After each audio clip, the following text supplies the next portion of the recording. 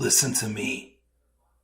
If there was a wise man who would ever think of this, they would say in order to be superior to the man, you've got to be the man. For I am the man himself.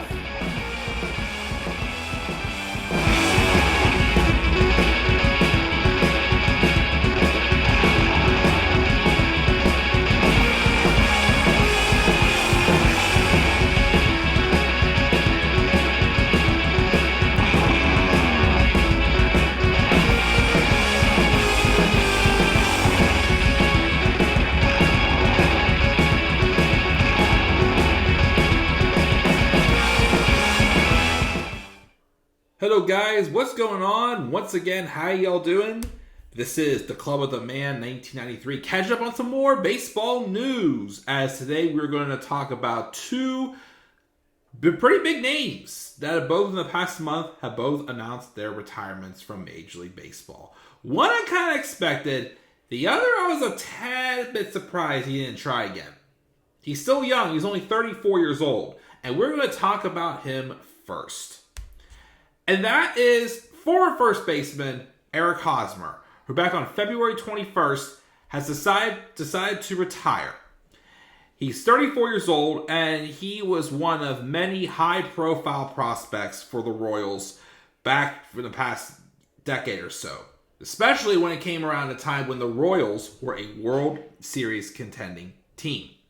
The club leaned into a lengthy period of tanking in the early parts of the century, losing at least 87 games in 9 straight seasons from 2004 to 2012. They were able to pile up some young talent, and the deeper the rebuild was from 2004 to 2007, the club losing at least 93 games in these campaigns, but also getting a top 3 pick in the draft for 4 straight years. And of course, some of these people's names were such as Alex Gordon, Luke Hochevar, Mike Moustakas, and of course Eric Hosmer as well. A couple other ones they added on were Lorenzo Cain, Salvador Perez, and rest in peace, Yordano Ventura, who of course passed away in a car accident in 2017. Hosmer, of course, was part of that crew, making his way up from the minor league ladder, considered one of the top 10 prospects in the game going into 2011. Made a strong debut that year, showing some tendencies that would go on to define his career, namely an ability to avoid strikeouts, but also an ability to get under the ball. He also didn't walk much either, so the ball was often in play when he came to bat, and only struck out 14.6 appearances in his rookie season, well below that year's league average of 18.6. And of course, he did, have a lot of balls in play. Regardless, of his rookie year, he still hit .293 with 19 home runs. He suffered through a little bit of a slump, though, in 2012, hitting just .232. But then, of course, his ground ball rate also trickled, only hit 14 home runs that year. In 2013, though, despite just 17 home runs, he still bumped up the batting average to a nice .302. But then went back to just .270 with 9 homers in 2014. When the Royals, though, went all the way to the World Series in 2015, though, in 2014, though, when the Royals first contended for the World Series when they lost to the Giants, Hosmer was a big part of that roster for sure. During that postseason, he hit .351. And then, of course, the following year, though, everything went right. He hit .297 with 18 homers and led the Royals to win the World Series for the first time since 1985. The next 2 years of the club was kind of dipping a little close to 500, as there were some ups and downs again for Hosmer continuing, as it was nearing free agency, a time where most of the Royals' key players were getting ready to head out for free agency. Of course, he did hit 25 home runs, and arguably his best season in 2017, he also hit .318 and a career-high 25 home runs. And of course, he went to free agency, and the Padres signed him to an 8-year deal, $144 million. They had some questions about him offensively, but his defense metrics were never strong in spite of his 4 Gold Glove awards, while with the Royals, but the Padres have been undergoing their own period of insignificance, having just finished the 7th of what would eventually be 9 straight losing seasons at the time. And of course, at the time, it was the largest deal in franchise history, which meant, of course, the Padres were getting ready to get to the end of the rebuild and time to contend. The deal, though, went kind of south, though. From 2018 to 2021, he had 264. He was often the subject of trade rumors, apparently, which I never really heard too often. Of course, the first time I ever heard of him being involved in the trade rumor was when he was almost involved with not Luke Voit. We went into the Nationals in that trade. The Juan Soto trade as well. Like I said, he was originally going to be sent there in that trade with the Juan Soto trade, but then Hosmer had a limited no-trade clause that allowed him to block the deal. Instead, they went through with Luke Voit going over instead. Hosmer, though, was flipped to the Red Sox instead, with that club was not covered by his clause. The Padres, though, ate the remainder of Hosmer's contract and included a couple of prospects in order to get Jay Groom from Boston.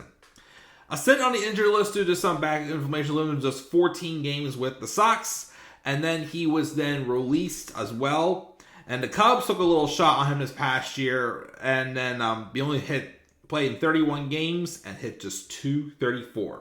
He was released in May and didn't really catch on anywhere else, and unfortunately he decided to call it a career. Again, he had some ups and downs, a little bit of a consistent run at times. But Hosmer still had plenty of accolades on his ledger, including 4 Gold Gloves, a Silver Slugger, an All-Star appearance, and a World Series ring. He won the World Baseball Classic with Team USA in 2017. He had 1,753 career hits, which is not too bad for his time. He had 322 doubles and 198 home runs, scored 812 runs, drove in 893. And Baseball Reference listed his career earnings just under $175 million, who had, again, a fine career. So I do agree Hosmer may have been a little, I'd say, overrated. Even though he didn't always have the most standout numbers. He was not really much of a league leader. He was still a team player, I thought. I think that's what helped him really contribute, of course, to the Royals whenever they were making their run for the World Series in the mid-2010s, as they were definitely one of the best teams for sure. Even, of course, his time with the Padres. It was kind of short, didn't last as long as it should have. He still was definitely helped to build that team with the new young talent. That unfortunately, they're still stuck in a tough position today because of the tough division they're in. I can't call his career flop, though. Yes, a little inconsistent, but again, he was a contributor. Again, a one-time All-Star, I was surprised by that, but again, he was a team contributor, a team player, and again, only 34 years old, retiring, kind of a little disappointing. He probably could have gotten a few more years, but again, it just didn't pan out. But I do wish Eric Hosmer the best in his retirement. The second player, this one I did kind of expect. But back on March the 4th, Josh Donaldson announced his retirement. And, of course, he did consider playing one more year originally, but then, of course, no one seemed to really draw interest, and he decided to hang it up. Donaldson's now 38 years old and took a winding path to the major leagues and was definitely a late bloomer. He reached incredible heights, though, once everything aligned in his big league career. Now, first, before I read about his career, I remember when I first heard about Josh Donaldson. I don't know why. I thought at first he was the guy. I thought he was the guy who was with the Indians in 2010. That was the one who got that infield single that ruined Armando Galarraga's perfect game. Remember the imperfect game with Jim Joyce blowing that call? I don't know why. I thought it was Josh Donaldson who was the batter, but it was Jason Donaldson, I believe it was. But anyways, that's not the same guy. This is someone different. He went to Auburn University, and he was actually a catcher. Even though, he played third base, but he learned how to play catcher. And the Cubs actually selected him in the 2007 draft as a catcher. He was traded to the Athletics in July of 2008 in a 4-player trade going to Oakland in exchange for Rich Harden and Chad Gaudin. He climbed through the minor leagues with his new club. His bat was consistent ahead of his glove. And, of course, he was given his major league debut in 2010. But he, unfortunately, in just 34 play appearances, hit just 156. Ouch. He was back in the minors in 2011, then spent 2012 being shuttled between the majors and the minors, gradually spending more time at third base over the stretch. Finally, in 2013, he had his breakout season at 27 years old. He was done catching for good and officially moved to third base, which he basically played for the rest of his career. And in 158 games, he hit 24 home runs and drew some other nice numbers as well and didn't strike out much. He also hit 301 that year as well. And he would end up going on to finish 4th in the American League MVP voting that year, which was definitely a nice surprise for him. He had similar excellent seasons in 2014, and the A's made the postseason for a 3rd straight year, but made a quick playoff exit all 3 times. The club decided to undergo a huge roster overhaul that winter, a frequent occurrence for the club, and its persistent financial concerns. Going into 2015, the Athletics would trade Donaldson to the Blue Jays for a 4-package deal. I believe they got Brent Laurie in return. I think they got. I can't remember who else they got, but they grabbed a couple names. And of course, his first season in Toronto ended up being his best season. That was during a time when there was a ton of big bats in that Toronto lineup.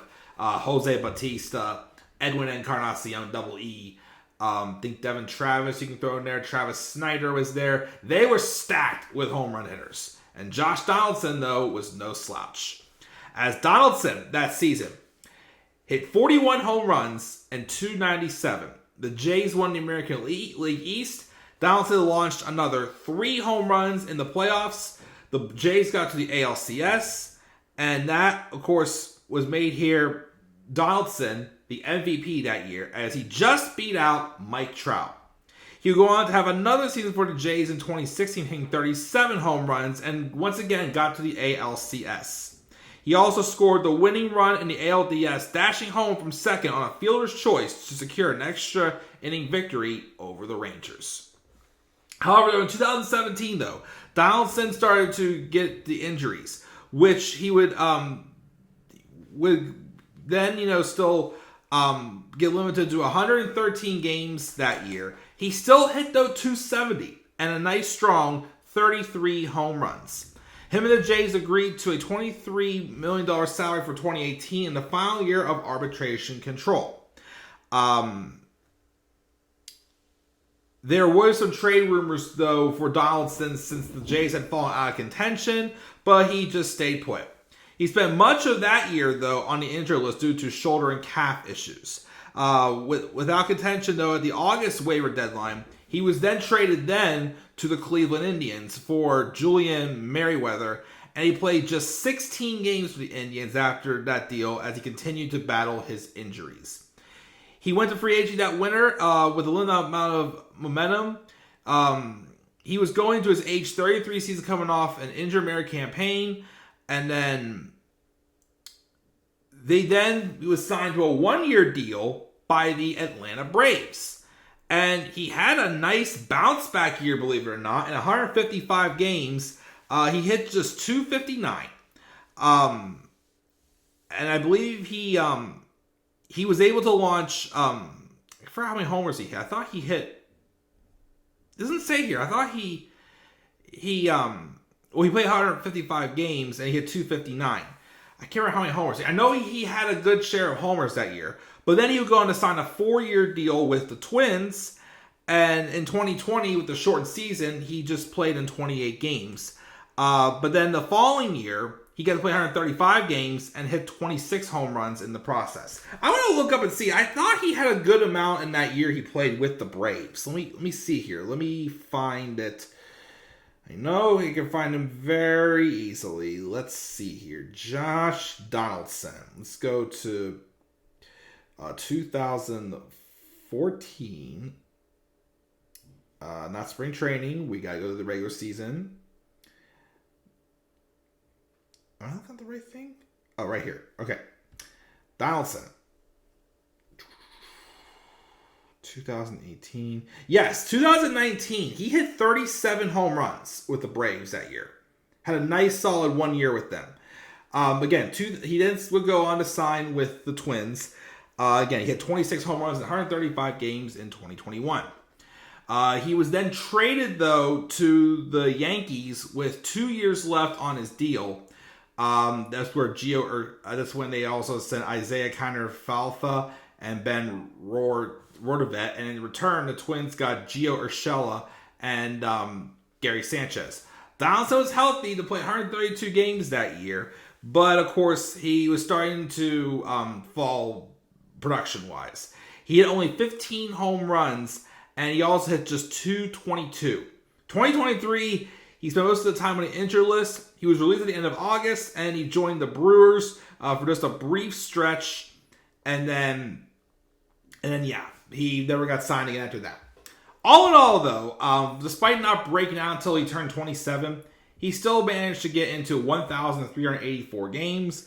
He had 287 doubles, 279 homers. He tallied 816 runs scored and runs batted in. Both had the same number. He received the MVP award. He's a 3-time All-Star and 2 Silver Sluggers. And, of course, he was definitely a great player to have on a team. And we wish him the best in his future endeavors as well. So, yeah, definitely a big name. I expected it because, again, he went to the Yankees. And ever since the Yankees, it's like he's just not the same. But, again, I commend him again. Late bloomer.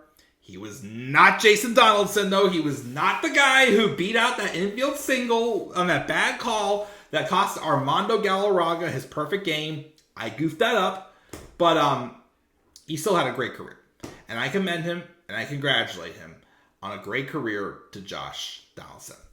And with that, my friends, that is going to do it for this video talking about some MLB retirements. Had a good amount to say about both Hosmer and Donaldson. Both really great players for sure. Again, Hosmer, a little overrated, not going to lie, but again, he was a great team player. So was Donaldson as well, but Donaldson definitely had was a little more known with the numbers.